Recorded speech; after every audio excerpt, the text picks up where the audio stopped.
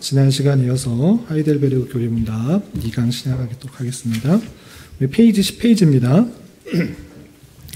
지난주에 개강하여서 하이델베르그가 어떻게 만들어졌는지에 대해서 배경 설명을 했는데 혹시 못 들으신 분 있으시면 지난주 녹화 영상 유튜브의 내용을 좀 살펴보시고 간단하게 정리하면 10페이지에 나와 있는 그 내용을 통해서 우리가 정리해 볼 수 있겠습니다.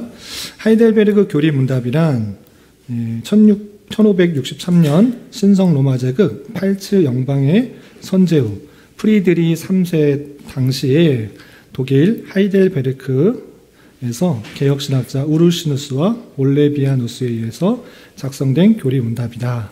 세 명의 인물을 잘 기억하라고 했습니다. 프리드리 3세, 우르시누스, 올레비아누스. 선제후 프리드리 3세가 없었다면 아무리 뛰어난 개혁신학자였더라고 하더라도 그 내용을 잘 실천하기가 쉽지는 않습니다. 그러나 이렇게 루터도 마찬가지고 또 칼빈도 마찬가지로 뒤에서 뒷배경이 되어주는 그런 사람에 의해서 개혁신학의 내용들을 더 힘있게 잘 전할 수 있게 되었던 것입니다. 그리고 지난주에 제가 깜빡하고 설명 안 드린 것 중에 하나가 있는데 우리 올레비아누스 있잖아요. 8페이지 보시면 올레비아누스에 대해서 설명을 할 때 그가 이제 설교자로 평생 설교를 하면서 살겠다라고 서원을 하게 된 계기 설명드렸잖아요. 왜 그랬죠? 물에 빠졌는데 친구를 구하려다가 자기도 죽어가려고 하는 그 모습 속에서 친구의 시종이 자기가 그 친구인 줄 알고 건져냄을 받았는데 그게 아니었죠. 친구를 건져내야 되는데 자기가 친구인 줄 알고 시종이 잘못 구해낸 거예요. 자기 주인을. 그래서 건져내고 이것은 하나님께서 나를 살려주신 것은 하나님께 크신 은혜다 생각해서 내가 평생 설교를 하면서 살겠다라고 다짐을 했는데 그때 빠진 사람의 이름이 혹시 누군지 아세요? 헤르만 루트비라고 했잖아요. 여기 헤르만 루트비. 제가 이제 설명을 해야지라고 하고 설명 안 드렸는데 이 헤르만 루트비의 아버지가 누굴까요? 헤르만 루트비의 아버지가 다름 아니라 프리드리 3세입니다. 프리드리 3세. 프리드리 3세의 아들이 올레비아누스의 친구였던 거예요. 그건 그냥 기록은 안 해놨는데 참고적으로 그냥 알아두시기 바랍니다.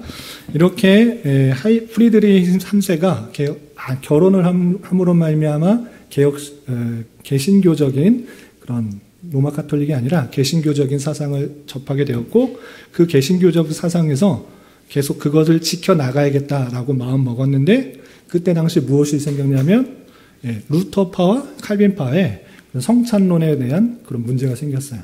그래서 어떤 게 진짜 맞냐 이것을 잘 들어보니까 칼빈의 그 성찬론이 맞겠다 생각이 들어서 이것을 더욱더 확고히 해나간 것이 이 프리드리 3세인 것입니다. 그래서 자기 성 안에 하이델베르크 성 안에 우르시누스, 올레비아누스 이런 개혁자들을 모셔놔다 그 개혁신학의 내용대로 이 사회를 바꿔나가기에 힘썼던 것입니다. 물론 교회도 마찬가지고 그렇게 해서 모셔온 사람이 우르시누스와 올레비아누스다. 그래서 우르시누스는 특별히 하이델베르그 교리문답을 작성하는데 더 많은 공을 들였고 올레비아누스는 물론 서로 협력하여서 이 교리문답을 작성했지만 교회법을 작성하는데 더 많은 공로를 세웠다. 이렇게 말했던 것입니다. 그리고 이 교회법에 의해서 이 팔츠 교회법에 의해서 이 하이델베르그 교리문답을 매 주일 오후 때 목사는 설교해야 된다, 가르쳐야 된다라는 것이 법적으로 정해져서 그때 이후로 많은 교회들이 이 하이델베르그 교리문답을 주일 오후 이 시간대인 것입니다. 오전에는 예배 드리고 오후 시간에는 교리 공부도 해야 된다. 그래서 하이델베르그 교리문답을 가르쳤던 것입니다. 그러나 그 이야기에 모두가 다 찬성을 한 것이 아니고 반대파들이 여럿 있었습니다. 그 신학적인 문제뿐만 아니라 그 방법도 또 딱딱하다, 어렵다 이런 식의 반대파도 있었지만 1618년에 도르트 회의 때 완전히 이것이 다시 한번 결정이 되어서 그때 이후로 개혁교회는 하이델베르그 교리문답을 주일 오후 이 시간에 강의하는 것이 정착이 되었습니다. 그래서 많은 교회, 우리나라 교회 또 개혁교회에서는 하이델베르그 교리문답을 주일 오후에 가르치는 경우도 있지만 유럽의 많은 교회에 있어서는 주일 오후 때 하이델베르그 교리문답을 52주로 딱 나눠서 몇 주 차에는 어떤 문, 몇 주 차에는 어떤 문 이런 식으로 교육하는 것이 거의 정착이 되었던 것입니다. 그런데 우리나라까지는 잘 전해지지 않아서 하이델베르그 교리문답에 낯선 분도 있지만 이미 개혁교회 전통을 아시는 분은 하이델베르그 교리문답을 여러 차례 많이 공부를 했을 것이고 이것이 아주 기본적이고 또 우리에게 참 복음을 잘 설명한 내용이니까 그것을 잘 이해하고 접할 수 있기 바랍니다. 네. 도르트에서 네. 지정한 문서는 하이델베르그 교리문답 하나인가요? 아, 그런 것, 그거는 아닐 겁니다. 그 많은, 핵심은, 도르트 회의에서 핵심은 그 알미니안주의에 대한 반박이 내용이고 그 여러 가지 중에 이제 하이델베르그 교리문답을 반대하는 것에 대해서 이것은 그렇게 계속적으로 팔찌법에 의해서 계속 가르쳐져야 된다는 것이 또 한 번 인증된 거죠. 네. 나라마다 교리문답이 다 있잖아요. 네. 뭐 스코틀랜드도 있고, 네네네. 웨일즈도 있고. 네. 근데 그 도르트에서 딱 그 하이델베르크 그 자리가, 그거는 제가 확인해 봐야 되는데, 예, 거기는 이제 국제적인 성격이 갖고 있어서 이것을 가르쳐야 된다 했을 때 그 내용들을 같이 한 사람들은 같이 이것을 이제 하이델베르그를 하기도 하는데 다른 것은 안 한다. 이것은 아닐 겁니다. 그것에 대해서 확증하고 인정하는 장면에 있어서, 네. 거기서 하이델베르크를 모든 개혁교회가 다 해야 된다고 얘기를 한 건지, 아니면 각자 나라별 지역별로 있는 신앙고백서를 하면 되는 건지. 그거는 제가 확인을 해보도록 하겠습니다. 네. 그건 제가 확인 못했는데, 근데 하이델베르그의 역사를 보면 그런 정도의 내용이 나와서 제가 이제 소개를 해드리는 거여서 한번 찾아보도록 하겠습니다. 그것만 그 개혁교회는 그것만 해야 되느냐, 아니면 각 나라에서 고백된 것을 해도 되지 않느냐, 요것에 대해서 좀 찾아보도록 하겠습니다. 예, 그리고 10페이지 중간 다시 보시면 이 구성을 알아두는 것이 좋습니다. 그래서 이 교리문답은 총 129문, 129개의 묻고 답하는 것으로 성경의 내용들, 우리가 알아야 될 내용들을 거의 다 정리해 놨다. 이렇게 생각하시면 됩니다. 그 중에서도 우리가 오늘 배우게 될 1문과 2문은 총론입니다. 그래서 요것을 알면 이 전체를 한 머릿속에 다 구조를 파악할 수 있기 때문에 1문은 전체에 대한 핵심적인 요약이라고 할 수가 있고 2문은 전체의 내용을 구조를 잘 정리한 것이다. 이렇게 살펴보면 되겠습니다. 그래서 총론은 1문과 2문 오늘 배우게 될 것이고요. 1부는 3문부터 11문까지, 2부는 12문부터 85문, 3부는 86부터 129문까지인데 다 묶어놓으면 조금 두꺼워질까봐 조금 그래서 2부까지만 이렇게 묶어놨다라고 설명드렸습니다. 자, 그러면 오늘 1문 먼저 좀 살펴보도록 하겠습니다. 제가 질문을 할 테니까 답변을 우리 같이 한번 읽어보도록 하겠습니다. 자, 질문. 생사간의 당신의 유일한 위로는 무엇입니까? 답해 보겠습니다. 생사간의 나의 유일한 위로는 내가 영혼과 육체가 아울러 나의 것이 아니라 나의 신실한 구주 예수 그리스도의 것이라는 사실입니다. 그는 자기의 보배로운 피로 나의 모든 죄를 위하여 충분히 대속하셨으며 나를 사탄의 모든 권세로부터 구속해 주셨으며 보호하십니다. 그는 하늘에 계신 나의 아버지의 뜻이 아니고는 내 머리에서 머리카락 하나라도 떨어지지 않도록 하시며 모든 것이 내게 복이 되도록 하십니다. 그 때문에 그는 나에게 그의 성령을 통하여 영생을 보증하시며 그를 향하여 자원하는 마음과 준비된 마음으로 살도록 하십니다. 예, 물음은 간단한데 답변이 아주 길어서 이게 무슨 뜻인가 혼돈될 수 있는데 이것도 마찬가지로 한 문장 한 문장 끌어서 읽으면 이해가 되실 것입니다. 우리 그것에 대해서 좀 살펴보겠습니다. 우선 그때 밑에 보면 임시로가 거짓 위로가 있습니다. 질문이 생사간에 죽든지 살든지 그것 간에 당신의 유일한 위로가 무엇인가 라고 이렇게 물었는데 여기서 위로는 임시 위로도 있고 거짓 위로가 있을 수 있다라고 하고 있습니다. 임시 위로는 뭐냐? 당장에는 위로 같으나 시간이 지나면서 더 이상 위로가 되지 않는 것이라고 되어 있습니다. 무엇이 있을까요? 어떤 것이 있을까요?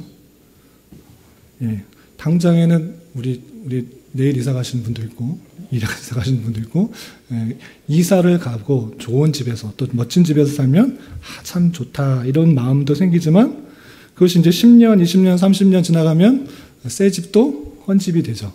그런 것들이 당장에는 위로가 되고, 또 힘이 되지만, 영원하지 않다라는 것을 알 수 있습니다. 그리고 우리 TV를 보면 많은 연예인들이 사람들의 인기를 좇아서 많은 것들을 합니다. 그래서 인기를 얻으려고 열심히 춤도, 가수, 노래도 연습하고 또 연기도 연습하고 많은 사람이 인기를 얻으려고 그렇게 노력을 합니다. 그래서 인기를 얻으면, 사람들에게 많은 인기를 얻으면 좋아서 그 인기에 힘입어서 많은 일들을 합니다. 그런데 그 인기가 영원합니까? 영원하지가 않고 다 인기는 한순간에 또 지나가게 되는 것입니다. 길어야 10년, 20년, 30년을 넘지 못하는 그 인기라는 것을 우리는 살펴볼 수 있습니다. 그런데 그 인기들, 사람들의 대중들로부터의 사랑과 인기를 더욱더 갈구하고자, 그것이 없어지는 것을 막고자 다른 것에 더 그것을 참지 못하고 다른 잘 안 좋은 일들을 하는 것을 우리 종종 보게 됩니다. 이렇게 돈이나 명예나 권력이나 사랑이나 어떠한 것도 이것이 영원하지 않다라는 것을 우리는 잘 생각해 봐야 될 것입니다.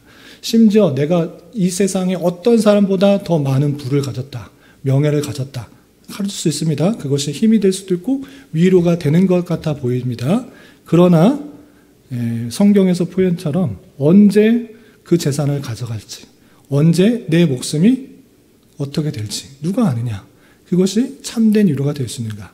사람의 생명이 없어지면 이 땅에서 생명을 가질 동안에는 위로가 되고 힘이 될 수는 있으나 그것은 항상 임시적이다라는 것을 생각해 봐야 될 것입니다. 그래서 살아있을 때나 죽었을 때 위로를 함께 생각하는 것이 참된 위로다라고 할 수 있는 것입니다. 그리고 거짓 위로는 이렇게 표현되어 있습니다. 우선은 위로 같으나 단지 속임수에 불과한 것, 이렇게 되어 있는데 어떤 것이 있을까요? 예를 들어서 생각해 봤을 때 술이나, 네? 성령빨? 성령빨. 거짓, 성령빨. 네. 네, 성령을 하면 메이크업 받는 메이크업. 화장빨. 성령빨은 오래 가고, 화장빨은 하루 가고, 성령빨은 좀 오래 가고. 예, 거짓 위로일 수 있습니다. 제가 생각한 건 그냥 술, 담배, 마약. 당장에는 술을 마시면 어렵고 힘든 것들이 잊혀지고 또 기분이 좋아지는 것 같아 보이지만 그게 영원한 것인가? 술이 깨면 그대로 있다라는 것을 생각해보고, 또 많은 연예인들이 요즘 최근에도 아주 유명한 연예인들이 그런 경우가 있는데 마약을 뭐 이렇게 하는 경우가 있습니다. 왜 그런가라고 했을 때 자신의 그런 인기와 그런 것들을 채우지 못했을 때 그런 것에 손대면서 위로를 또 얻으려고 하는 그런 모습은 아닌가 생각을 해봅니다. 그래서 당장에 우선적으로 이 위로를 받으려고 손대는 것들이 참된 위로가 아니라 속임수다. 오히려 더 힘들고 더 어렵게 만들고 더 비참하게 만드는 그런 위로가 있다. 이 생각들을 해봐야 되는 것입니다. 그래서 죽으나 사나 참된 위로가 무엇인가, 무엇을 잘 생각해 봐야 될 것입니다. 그러할 때 성경은 이렇게 말하는 것입니다. 첫 번째 문장에 있어서 생사 간의 나의 유일한 위로는 내가 영혼과 육체가 아울러 나의 것이 아니라 나의 신실한 구주 예수 그리스도의 것이라는 사실입니다. 그러니까 유일한 위로는 영혼, 육체, 이것이 내 것이 아니라 하나님 것이다. 그리스도의 것이라는 그 사실이 위로다라고 표현하고 있는 것입니다. 이것이 왜 위로인가? 그 내용들을 뒤에서 설명하고 있는데, 우선 첫 번째 문장이 그냥 우르스누스가 머리가 좋아서 이런 것을 써놓으면 성도에게 위로가 되겠구나 이렇게 작성한 것이 아니고 성경 전체의 내용을 잘 살펴서 그 문장을 이끌어낸 것입니다. 그러면 이 근거 구절을 좀 살펴보겠습니다.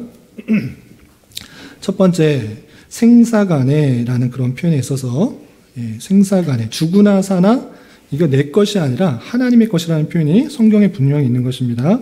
로마서 14장 7절 8절 같이 한번 읽어보겠습니다. 시작. 우리 중에 누구든지 자기를 위하여 사는 자가 없고 자기를 위하여 죽는 자도 없도다. 우리가 살아도 주를 위하여 살고 죽어도 주를 위하여 죽나니 그러므로 사나 죽으나 우리가 주의 것이로다.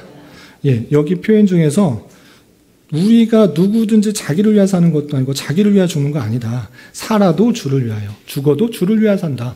이 우리의 정체성과 우리의 삶의 목표를 말하고 있습니다. 그런데 이렇게 말하는 이유가 무엇인가라고 할 때 그 결론에, 그 맨 마지막에 이렇게 표현되고 있습니다. 왜 그렇게 사느냐? 살아도 주를 위하여, 죽어도 주를 위하여. 왜 그렇게 하느냐? 사나 죽으나 우리가 주의 것이로다. 하나님의 것이기 때문에 우리가 그를 위해서 살기도 하고 우리가 죽기도 한다. 이렇게 표현하고 있는 것입니다. 이 표현에 근거하여서 우리가 죽으나 사나 내가 나의 것이 아니고 예수 그리스도의 것이다. 주님의 것이다. 이 사실들을 분명히 알아야 되는 것입니다. 여기 전제는 물론 이 세상의 모든 사람이 아니라 하나님의 택하신 백성들, 주의 백성들에 대해서 표현하고 있는 것입니다. 이 전체가 이 우리가 하나님에 속해 있는 그 사람들을 말하고 있는 것인데 그걸 전제로 계속적으로 생각해 보시기 바랍니다. 그리고 이 표현들이 있어서 또 두 번째 보시면 나의 것이 아니고 예수 그리스도의 것이다. 이런 표현이 그냥 우르시누스가 생각해서 고안해 놓은 말이 아니라 성경에 있는 그 표현들을 그대로 받아서 쓴 것을 알 수 있습니다. 고린도 전서 6장 19절 한번 같이 읽어보겠습니다. 시작. 받은 바 너희 가운데 계신 성령의 저인 줄을 알지 못하느냐? 너희는 너희 자신의 것이 아니라 20절 같이 제가 읽어보면 값으로 산 것이 되었으니 그런즉 너희 몸으로 하나님께 영광을 돌리라 됐습니다. 우리가 생기는 우리 몸 나의 것이다 라고 표현하고 있지 않습니다. 너희는 너희 자식 것이 아니라 값으로 산 것이 되었다라고 표현하고 있습니다. 예수 그리스도의 보혈의 피로 우리 몸 전체는 하나님의 것이다 라고 분명히 표현되고 있는 것입니다. 내 인생은 나의 것, 내 몸은 나의 것, 내 생각은 나의 것, 이것이 아니라 하나님의 것이라고 성경은 분명히 선포하고 있는 것입니다. 그리스도의 보혈의 피로 샀다. 그렇기 때문에 너희는 너희 자신의 것이 아니라 예수 그리스도의 것이고 너희 가운데 성령이 계시는 것이다. 이렇게 표현하고 있는 것입니다. 여기만 그렇게 표현되는가? 고린도전서 3장 23절에도 그런 표현이 있는 것입니다. 11페이지 맨 위에 있는 말씀 같이 한번 읽어보겠습니다. 시작. 너희는 그리스도의 것이요 그리스도는 하나님의 것이라. 너희가 누구의 것이다? 그리스도의 것이다. 내 자신이 내 것, 나의 것, 내 소유 이것이 아니다라는 사실을 성경을 통해 분명히 확인해야 될 것입니다. 우리는 사나 죽으나 온전히 내 몸, 내 전체가 주님의 것이다라는 그 사실들, 그것을 잘 아는 것, 그것이 참된 위로다라고 표현하고 있습니다. 그래서 그 네모칸에 있는 글을 보시면 존재의 귀속을 두고 위로라고 하였다. 이런 위로를 생각해 본 적 있는가? 많은 경우에 어떤 조건이나 어떤 소유, 이것이 나의 위로다 이렇게 생각하는데 그것은 임시적인 위로, 잠깐의 위로고 영원한 위로가 되지 않는다는 사실들을 살펴봐야 될 것입니다. 조건이나 소유가 아니라 존재의 바른 귀속, 그러니까 내가 누구의 것인가 이것을 바로 아는 것이 참된 위로다라고 하는 것입니다. 내가 누구에게 속했는가, 그 소속이 내게 진정 위로가 되는가를 살펴봐야 되는 것입니다. 내가 주님께 속하였다라는 그 사실을 일단 아는 것이 중요하고 그것이 왜 위로가 되는지는 뒤에서 계속해서 설명하고 있는 것입니다. 그리고 참고적으로 같은 표현인데 요한계시록 14장 4절과 5절에서도 밑줄 친 것을 보시면 하나님과 어린 양에게 속한 자들이다. 우리들을 하나님과 어린 양에게 속한 자들이다 라고 우리의 귀속이 누구에게 속했는지에 대해서 분명히 표현하고 있는 것입니다. 그래서 첫 번째로 알아야 될 것은 내가 나의 것이 아니라 그리스도의 보혈의 피로 사신 바 되었기 때문에 우리는 죽으나 사나 주님의 것이다 라는 그 존재의 귀속에 대해서 잘 알아야 되는 것입니다. 그렇다면 죽으나 사나 주님께 속하였다는 것이 왜 위로가 되는지 그 내용을 살펴보는 것입니다. 두 번째 해설을 보겠습니다. 존재의 귀속이 왜 위로가 되는지 계속 살펴보는 것입니다. 그는 자기의 보배로운 피로 나의 모든 죄를 위하여 충분히 대속하셨으며 나를 사탄의 모든 권세로부터 구속해 주셨으며 보호하셨습니다. 했습니다. 예수 그리스도께서 보배로운 피로 나의 그 모든 죄를 위하여 충분히 대속하셨고 나를 사탄의 모든 권세로부터 구속해 주셨으며 보호하셨기 때문에 내가 주님께 속하였다는 것이 위로가 되는 것입니다. 라고 하는 것입니다. 계속적인 설명이 있는데 첫 번째 이 설명의 근거를 먼저 살펴보겠습니다. 성경 구절. 자기 보배로운 피로 사셨다라는 그 표현이 어디 있는가? 우리 베드로전서 1장 18절 19절 같이 한번 읽어보겠습니다. 시작. 너희가 알거니와 너희 조상이 물려준 헛된 행실에서 대속함을 받은 것은 은이나 금같이 없어질 것으로 된 것이 아니요 오직 흠없고 점없는 어린 양 같은 그리스도의 보배로운 피로 된 것이니 오직 흠없고 점없는 어린 양 같은 그리스도의 보배로운 피로 대속함을 받았다. 주님의 그 피로 그 구속함을 받은 그 내용들을 설명할 수 있는 것이고 또 요한복음 1장 7절에서는 나의 죄를 위한 온전한 대속에 대해서 이렇게 표현하고 있습니다. 요한일서 1장 7절 같이 한번 읽어보겠습니다. 시작. 그가 빛 가운데 계신 것 같이 우리도 빛 가운데 행하면 우리가 서로 사귐이 있고 그 아들 예수의 피가 우리를 모든 죄에서 깨끗이 하실 것이요. 앞에서도 말씀하지만 그리스도의 보배로운 피로 우리의 죄를 사해 주셨다. 그렇기 때문에 내가 주님께 속한 것이 참 위로다.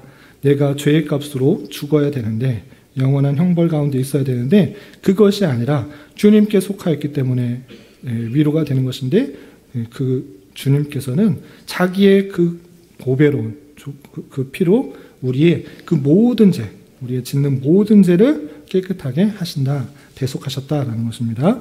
그리고 죄를 사해 주셨을 뿐만 아니라 또 어떤 은혜가 있는가? 그에게 속한 것이 5번 보시면 사탄의 권세에게서 구속하셨다라는 것입니다. 요한일서 3장 8절 말씀 같이 한번 읽어보겠습니다. 시작. 죄를 짓는 자는 마귀에게 속하나니 마귀는 처음부터 범죄함이라. 하나님의 아들이 나타나신 것은 마귀의 일을 멸하려 하십니다. 죄를 짓는 자는 마귀에 속하는데 우리는 죄를 다 깨끗하게 하셨기 때문에 이제 사탄의 권세, 사탄의 영향 아래서 다 벗어나게 되었다라는 것입니다. 그리고 사탄의 권세에서 벗어나서 어떻게 하시는가? 끝까지 보호하신다라는 것입니다. 요한복음 6장 39절 같이 한번 읽어보겠습니다. 시작. 나를 보내신 이의 뜻은 내게 주신 자 중에서 내가 하나도 잃어버리지 아니하고 마지막 날에 다시 살리는 이것이니라. 하나님의 뜻은 하나님께서 주신 그 택하신 그 자, 하나님께서 예정하신 자를 하나도 잃어버리지 아니하시고 끝까지 그 모든 죄에서 벗어나게 하셔서 다시 살리시고 구속하시고 하나님의 백성이 되게 하시는 그 놀라운 은혜가 있다. 그렇기 때문에 우리는 그에게 속한 것이 참으로 위로다. 그 사나 죽으나 그것이 참된 위로가 된다라는 것입니다. 밑에 보시면 우리 종교의 특징, 기독교의 특징이 무엇인가? 내 죄를 대신하여 속해 주신 그 대속의 은혜가 특징이고 또 대속의 목적과 방향은 우리를 구원하시는 것 그리고 현재적으로 우리 하나님께서 우리를 계속적으로 보호하신다라는 그런 특징이 있다라고 요리문답을 세 가지 문장으로 세 가지 단어로 정리해놨습니다. 그리고 다음 문장입니다. 다음 문장 보시면 하늘에 계신 나의 아버지의 뜻이 아니고는 내 머리에서 머리카락 하나라도 떨어지지 않도록 하시며 모든 것이 내게 복이 되도록 하십니다. 이것이 다음 근거입니다. 두 번째 근거. 하늘에 계신 아버지의 뜻이 아니고는 머리카락 하나도 떨어지지 않도록 또 모든 것이 내게 복이 되도록 하신다. 성경에 여러 구절들이 있는데 두 가지만 살펴보겠습니다. 첫 번째, 머리카락 하나도 떨어지지 않도록 하신다. 이게 뭔가? 머리카락이 떨어지지 않는다, 머리가 빠지지 않는다 이런 뜻이 아니라 다 하나님께서 세심한 것 하나까지도 다 살펴보신다라는 그런 의미인데 마태복음 10장 29절부터 31절 같이 한번 읽어보겠습니다. 시작. 참새 2마리가 한 아사리온에 팔리지 않느냐? 그러나 너희 아버지께서 허락하지 아니하시면 그 하나도 땅에 떨어지지 아니하리라. 너에게는 머리털까지 다 세신 바 되었나니 두려워하지 말라. 너희는 많은 참새보다 귀하니라. 이런 표현을 주님께서 직접 말씀하신 것입니다. 아주 하찮아 보이고 아주 보잘것없는 것 그거 하나까지도 하나님께서 다 관여하시고 섭리하신다. 그것이 하나님의 권능이요 능력, 주권이요 섭리다. 그런데 참새가 귀하냐 너희가 귀하냐 이 모든 것들은 너희를 위한 피조세계라는 것들을 생각해 보면서 너에게는 머리털까지 다 세신 바 되었다. 모든 것을 다 아신다. 그러니 두려워하지 말라. 이렇게 표현하고 있는 것입니다. 그렇기 때문에 주님께 속한 것이 참 위로가 된다. 모든 것을 아시는 그 분께서 머리카락 하나까지도 다 섬세하게 세심하게 다 살피고 계시다라는 것을 표현하고 있는 것입니다. 그리고 그러한 분께서 모든 것들을 어떻게 주장하시는가 로마서 8장 28절에 이런 표현이 있습니다. 같이 한번 봉독하겠습니다. 시작. 우리가 알거니와 하나님을 사랑하는 자 곧 그의 뜻대로 부르심을 입은 자들에게는 모든 것이 합력하여 선을 이루느니라. 이 말씀 아주 유명한 말씀인데 이것을 반드시 붙들어야 되는 것입니다. 우리의 세심한 것 하나하나 다 살피시는 그분께서 실수하셔서 이렇게 어렵고 힘든 일, 낭망되는 일이 나타나는 것이 아니라 그 모든 것들을 다 합력하여서 선을 이루어나가신다. 하나님의 그 뜻, 그 하나님의 선하신 계획을 이루어나가신다. 인간이 보기에는 이렇게 이상하고 원망스러운 일들이 정말 왜 이렇게 나타나는가 생각하지만 하나님께서는 그 모든 것들을 선하게 특별히 택하신 자들을 또 성화시키고 또 하나님만 바라보게 하시는 그 선을 이루시게 한다라는 것입니다. 이것이 그냥 우르시누스의 그런 지혜가 아니라 성경에 있는 내용들을 이렇게 차곡차곡 핵심적인 내용을 정리한 것입니다. 그리고 마지막 왜 우리가 죽으나 사나 주님께 속한 것이 위로가 되는가 마지막에 이렇게 표현되어 있습니다. 그 때문에 그는 나에게 성령으로 영생을 보증하시며 그를 향하여 자원하는 마음과 준비된 마음으로 살도록 하십니다. 라고 되어 있습니다. 이 모든 것이 하나님의 선하신 뜻 가운데 세심하게 이끌어서 선을 이끌어 가시는데 실제적으로 그 섭리 가운데 어떻게 역사하시는가 할 때 성령으로 영생을 우리에게 보증하신다. 우리 살았을 때 우리가 믿음으로 잘 신앙을 굳게 지켰을 때 영생을 보증하는 것이 아니라 그 이후에도 그 모든 것들을 보증하시고 또 그를 향하여 자원한 마음으로 또 그러한 예비된 삶을 살도록 주장하시는 것이다. 이렇게 표현하고 있는 것입니다. 여러 표현 중에 고린도후서 1장 21절과 22절 같이 한번 읽어보겠습니다. 시작. 우리를 너희와 함께 그리스도 안에서 굳건하게 하시고 우리에게 기름을 부으시는 이는 하나님이시니 그가 또한 우리에게 인치시고 보증으로 우리에게 성령을 주셨느니라. 우리에게 인치신다는 건 무엇입니까? 도장 딱 찍혔다는 것입니다. 도장 찍고는 확실하게 보증한다라는 그런 의미입니다. 그렇게 성령을 우리에게 주셨다는 것은 확실히 우리에게 영생을 보증하시고 그대로 살아가게 하시는 놀라운 능력이 있다. 이렇게 이해하시면 되겠습니다. 이 1문이 하이델베르그 129문의 아주 요약이라고 할 수 있습니다. 우리의 위로가 어디서부터 나오는가? 우리가 어떤 것을 통해서 위로를 얻을 수 있는가? 이 땅에서 모든 어떤 것들을 행함으로 참된 위로가 생기는가? 그렇지 않다. 건강이 없으면 죽으면 끝 아니는가? 당장에 있는 임시적인 위로로 말미암아 기뻐하고 안위를 찾는 것이 아니라 성경 말씀에 근거하여서 내가 하나님께 속하였다. 죽으나 사나 하나님께 속하였고 그 하나님께서는 우리를 영생토록 보증하시며 또 모든 것을 세심하게 아시는 분께서 선을 이루시고 또 우리를 구속해 주셨다는 그 사실들을 인하여서 우리는 참된 위로를 얻어야 된다. 이렇게 하는 것입니다. 그래서 129문을 한 문장으로 요약하면 한 번으로 요약하면 이것이 되는 것인데 이것을 끝나지 않고 더 구체적으로 살펴보는 것입니다. 그런데 1문에 있어서 1문은 반드시 여러분들이 끝까지 한 다음에 반드시 외워야 되는 문 중에 하나인데 여기서 한 가지 보충 설명을 좀 드리겠습니다. 뭐냐라고 할 때 위로라는 표현을 조금 다르게 쓰자라는 그런 주장도 있습니다. 위로는 이렇게 그냥 사전적인 의미로 슬픔을 당한 사람에게 공감을 표현하거나 격려하는 것, 이것이 이제 사전적인 의미입니다.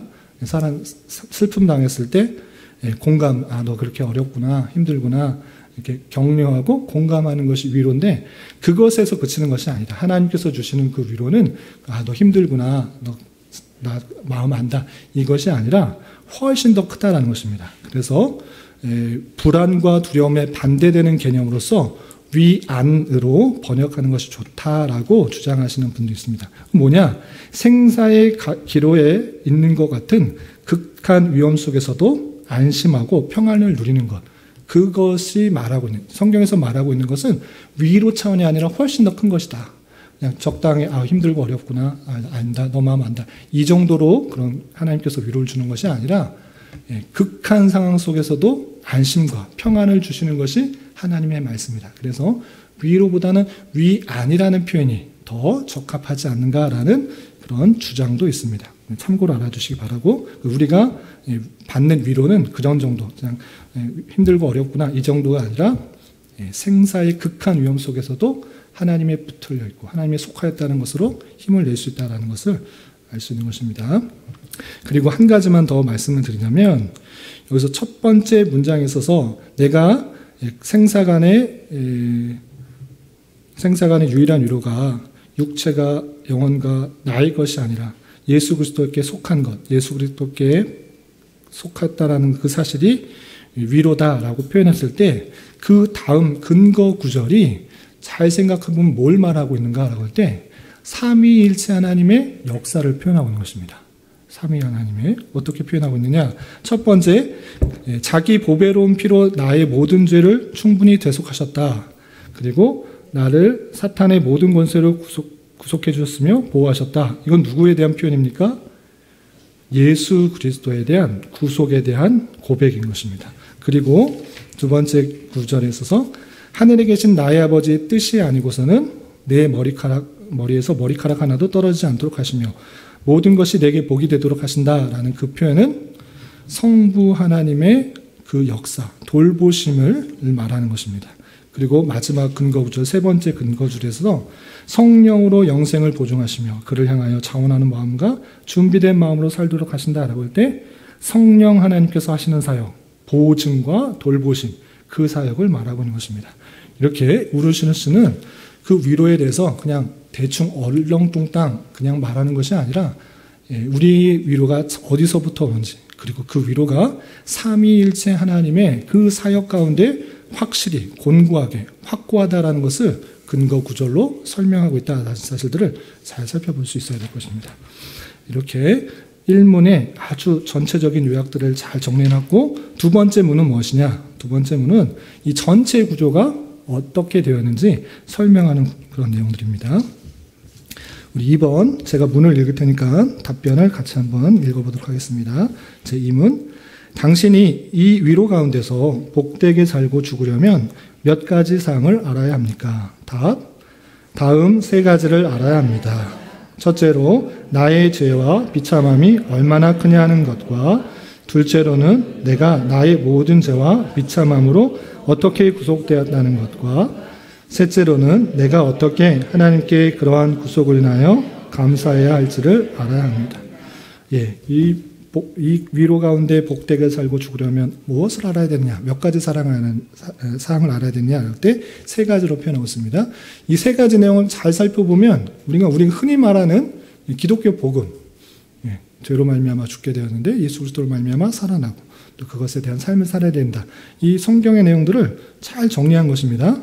그것을 정리한 내용이 구조로 나타나는 것입니다. 아까 말씀드린 것처럼 나의 죄와 비참함이 얼마나 크냐라는 내용이 1문, 1부, 3문부터 11문까지 있는 거고요.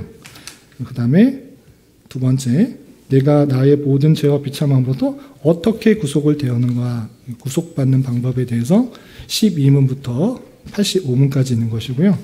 그 다음에 내가 어떻게 그런 구속을 인하여 감사해야 하는 것입니까? 라고 할 때 86문부터 129문까지 되어 있는 것입니다. 이 구조에 대해서 설명하고 있다, 이렇게 생각하시면 되겠습니다. 그리고 또 하나하나 그냥 말하는 것이 아니라 성경의 근거를 들어서 요르스누스는 정리하고 있는 것을 볼 수 있습니다. 첫 번째 해설을 보도록 하겠습니다. 다음 세 가지를 알아야 합니다. 첫째로 나의 죄와 비참함이 얼마나 크냐 하는 것을 알아야 된다라고 했는데, 그 죄와 비참이 성경에 많이 포함되어 있는데 몇 구절만 보겠습니다.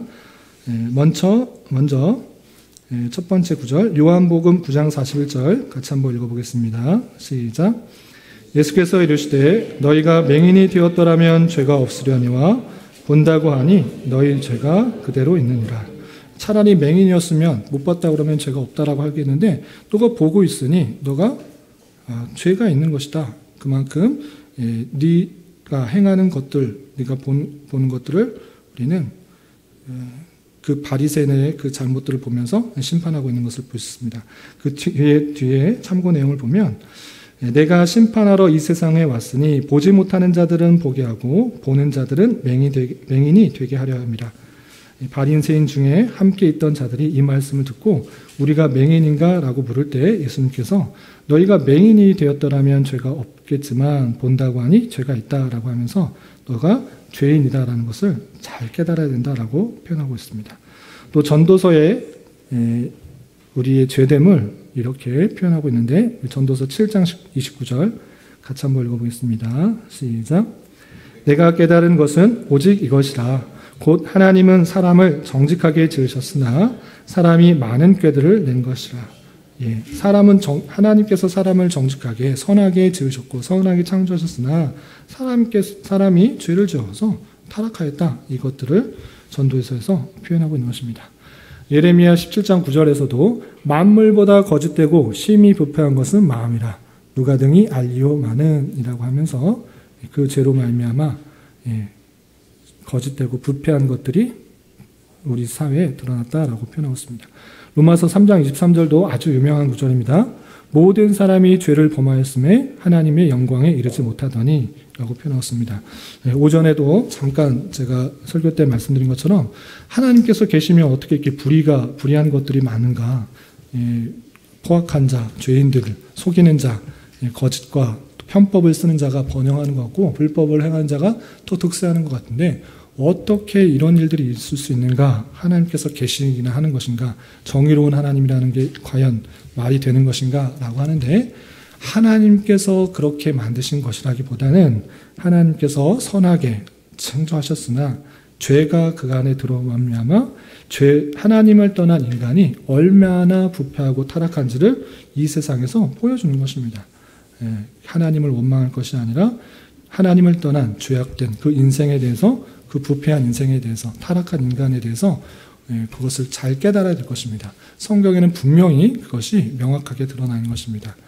하나님을 떠난 하나님의 은혜와 하나님의 사랑과 하나님의 그 말씀에서 떠난 자가 얼마나 부패하고 타락하고 악할 수밖에 없는지 그 모습을 잘 봐야 될 것이고, 그럼에도 불구하고 택하신 백성을 위하여 예수 그리스도를 보내주셔서 우리의 모든 죄를 사해 주신 그 은혜를 잘 생각해야 될 것입니다. 이렇게 첫 번째로 알아야 될 것은 인간은 모두 다 부패하고 타락하였다. 모든 사람이 죄를 비웠고 하나님의 영광에 이르지 못하였다. 그리고 죄의 삭은 사망이기 때문에 영원한 그 지옥불 아래 하나님의 은혜가 없는 그 심판의 그 모습 가운데 살아가게 되는 그런 비참한 가운데 있다는 사실을 잊지 말아야 될 것입니다. 그리고 그것을 먼저 알고 두 번째로 알아야 될 것은 내가 나의 모든 죄와 비참함으로부터 어떻게 구속되었다는 것, 이런 죄와 비참한 상황 가운데 우리가 어떻게 구속받는 것인가, 구원받는 것인가, 그것이 성경에 분명히 쓰여져 있다는 것입니다. 요한복음 17장 3절 먼저 근거 구절 같이 한번 읽어보겠습니다. 시작. 영생은 곧 유일하신 참 하나님과 그가 보내신 자 예수 그리스도를 아는 것입니다. 영생이 오래 사는 것, 영원히 사는 것이라고 표현하지 않고 예수 그리스도를 아는 것이다 라고 표현하고 있는 것을 볼 수 있습니다. 이것이 아주 중요한 그 상황인데, 예수 그리스도께서 주시는 그 놀라운 은혜 가운데 우리가 참다운 하나님의 풍성한 은혜 가운데 삶을 지속할 수 있다라는 그 내용들, 그것이 참된 위로가 되는 것이고 참된 영생의 내용이 되는 것입니다. 그리고 골로새서 1장 13절 14절 같이 한번 읽어보겠습니다. 시작. 그가 우리를 흑암의 권세에서 건져내사 그의 사랑의 아들의 나라로 옮기셨으니 그 아들 안에서 우리가 속량 곧 죄사함을 얻었도다. 예수 그리스도의 보혈의 피로 우리가 구원받는 그 내용에 대해서는 아주 뒤에 아주 자세하게 볼 것입니다. 아주 자세하게 볼 것인데 우리는 총론이자 전체 내용을 아주 요약한 것이니까 간단하게만 설명하는 것입니다. 내가 죄와 비참 가운데 있는데 구속받는 건 누구를 통해서인가? 예수 그리스도를 통해서 그 은혜를 통해서 우리가 속량 죄사함을 받는 것, 그것이 참으로 알아야 될 내용이다. 앞으로 그것에 대해서 자세하게 설명할 것이다 라고 표현한 것이고요. 그리고 셋째 알아야 될 사항들 보시면 내가 어떻게 하나님께 그러한 구속을 인하여 감사해야 할지를 알아야 합니다. 우리가 우리의 힘과 능력으로, 노력으로, 우리의 의로, 우리의 선행으로 아니라 예수 그리스도의 보혈의 은혜로 구원을 받게 되는데 그런 은혜를 받았기 때문에, 그런 구속을 받았기 때문에 어떻게 감사해야 되는가, 어떤 모습으로 살아가야 되는가, 그것을 꼭 알아야 된다. 그냥 구원받고 나는 아무렇게나 살아야 된다. 이것이 아니라 구원받은 자로서 어떠한 감사의 모습으로 살아가야 되는지 그것도 반드시 알아야 된다는 것입니다. 근거 구절로 보시면 에베소서 5장 8절부터 11절 밑에 있는 구절 같이 한번 읽어보겠습니다. 시작. 너희가 전에는 어둠이더니 이제는 주 안에서 빛이라. 빛의 자녀들처럼 행하라. 빛의 열매는 모든 착함과 의로움과 진실함에 있느니라. 주를 기쁘시게 할 것이 무엇인가 시험하여 보라. 너희는 열매 없는 어둠의 일에 참여하지 말고 도리어 책망하라. 에베소서의 내용이 우리의 구원과 구원받은 삶의 내용이 잘 드러나 있는 그런 책인데 특별히 어떠한 삶을 살아야 되는가, 삼위일체 하나님의 그런 예정과 주권 가운데 구원받은 자로서 어떠한 삶을 살아가야 되는가를 표현한 뒷부분에 있어서 5장은 이런 표현이 있는 것입니다. 너희가 전에는 어둠이더니 이제는 주 안에서 빛이라. 빛의 자녀들처럼 행하라.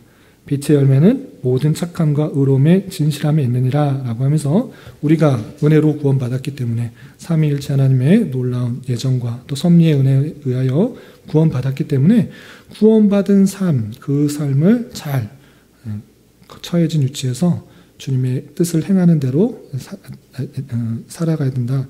모든 착함과 의로움과 진실함 가운데 살아가야 마땅한 것이다 라고 표현하는데, 그렇다면 주를 어떻게 기뻐해야 되는가 라고 할 때 주를 기쁘시게 할 것이 무엇인가 시험하보라 라는 독특한 표현인 것입니다. 하나님을 기쁘게 할 것이 무엇인가 하나님께 묻고 따지고 생각해 보라. 그것이 우리가 마땅히 어떠한 삶을 살아가야 되는지의 그런 자세로 나타나는 것입니다. 그리고 너희는 열매 없는 어둠의 일에 참여하지 말고 도리어 책망하여서 하나님의 성령의 열매를 맺어가는 그런 삶을 살아가는 것이 이 땅에서 택함을 받은 구원받은 백성으로서의 마땅한 삶이다라는 것을 표현해주고 있는 것입니다.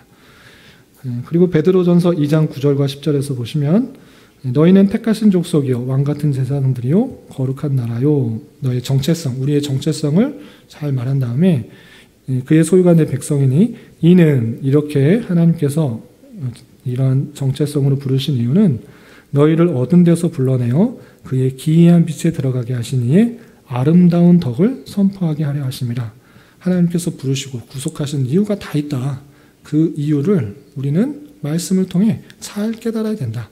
이것은 핵심적인 아주 간단한 내용이지만 뒷부분에서는 그 감사의 내용이 어떻게 삶으로 들어야 되는지 하나하나 잘 설명하고 있는 것입니다. 이렇게 총론 안에서 1문 전체의 내용을 요약한 것이고 2문은 전체의 구조를 요약하신 것이다. 이렇게 머릿속에 염두에 두시면 되겠습니다. 2문을 다시 한번 요약하겠습니다. 우리가 하이델베르그 요리문답을 통하여서 또 정리해야 될 그런 사항이기도 하고 우리가 참된 위로 가운데 복되게 사는 삶을 살아가기 위해서 꼭 알아야 될 세 가지는 무엇인가라고 할 때 첫 번째, 우리의 죄와 비참함이 얼마나 큰지, 두 번째, 우리가 어떻게 구속을 받았는지, 또 우리가 어떻게 감사하며 살아야 할지 그것에 대해서 잘 아는 것이 필요하다. 이렇게 되어 있는 것입니다. 예, 어떻게 머릿속에 정리가 좀 되시죠? 구조가 잡히고 전체 내용에 지금 무슨 말을 하려고 그러는지 개념과 구조가 딱 잡혀 있어야 됩니다. 그리고 그 개념 안에서 한문 한문 읽어나가면서 우리가 배워야 될 것들을 잘 정리할 수 있었으면 좋겠습니다. 예, 혹시 여기까지 해서 궁금한 사실이나 질문하실 것이 있으시면 질문하시기 바랍니다.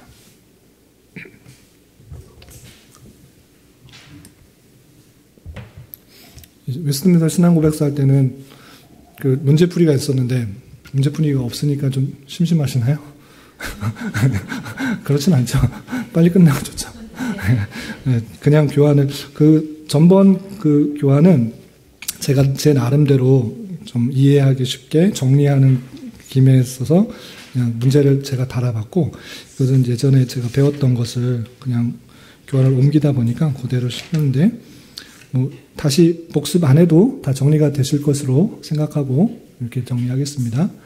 그래서 성경을 통해서 우리가 어떤 참된 위로를 받아야 되는데, 세상에서 줄 수 없는 위로, 세상에서 받을 수 없는 위안들을 말씀을 통해서 잘 받아야 된다라는 생각을 갖고 위안을 받은, 위로를 받은 자로서 어떤 삶을 살아가야 되는가, 그것을 잘 정리할 수 있기를 바라겠습니다. 여기까지 하도록 하겠습니다. 그럼 요점 다시 한번 읽겠습니다. 내가 나의 것이 아니라 나의 구주 예수 그리스도의 것이라는 사실이 우리의 유일한 위로입니다. 이 위로를 가슴에 품고 우리의 남은 생애를 존귀한 성도로 살아가십시다. 예수 그리스도 안에서 하나님의 위로를 받는 성도로서 위의 세 가지, 죄와 비참함이 얼마나 큰지, 우리가 어떻게 구속을 받는지, 또 어떻게 감사하며 살아야 할지 늘 가슴에 새기고 남은 생애를 살아갈 수 있기를 주님의 이름으로 부탁을 드립니다. 기도하겠습니다. 하나님 아버지 감사합니다. 하이델베르그 요리문답 1문과 2문을 통하여서 성경을 통해 우리가 어떤 위로를 받을 수 있는지 다시 한번 생각해 보았고, 또한 그것을 우리 실제 삶에서 살아가기 위해서는 무엇을 배워야 되는지 교훈을 받았습니다. 이 말씀을 배운 자로서 우리가 참된 위로를 가지고 이 땅을 살아가게 하시고, 임시 위로나 거짓 위로에 너무 마음 뺏기지 않고 그것 때문에 마음 상하는 일도 없을 수 있도록 주님 인도하여 주시고, 우리가 사나 죽으나 오직 예수 그리스도의 것이라는 그 사실로 어디에 있든지 간에 무엇을 하든지 간에 힘있게 살아갈 수 있도록 인도하여 주시옵소서. 주님, 성도들에게 닥치는 때때로 알 수 없는 어려움과 힘듦이 있을지라도 모든 것을 합력하여 선을 이루어 가시는 하나님의 놀라우신 인도하신들을 기억하며 우리가 담대하게 그 어려운 사실들을 이겨나가게 하시고, 그 모든 일들을 통하여서 성도들을 더욱더 성화시키고 또 성숙시키시는 하나님의 놀라운 섭리들을 바라보며 하나님의 크심과 아름다움을 인격적으로 잘 경험할 수 있는 귀한 기회 될 수 있도록 인도하여 주시옵소서. 주님, 5월은 가정의 달로 보내고 있습니다. 가정의 소중함을 더욱더 생각하게 하시고, 가족과 친척과 또 지인 가운데 아직 믿지 않는 자들이 있다고 하면 그들을 위해서 더욱더 기도하게 하시고, 또 그리스도에게 사랑을 잘 행동과 말로써 전하게 하여 주시며, 그들을 위해서 더욱더 애를 쓸 수 있는 한 달 될 수 있도록 주장하여 주시옵소서. 또 돌아가는 발걸음 주님께서 안전하게 지켜보아 주시고, 각자의 삶 속에서 주님과 동행하며 또 주님의 영광을 잘 드러내는 선한 도구로서의 역할을 잘 감당할 수 있도록 인도하여 주시옵소서. 예수님의 이름으로 감사히 기도드리옵나이다. 아멘.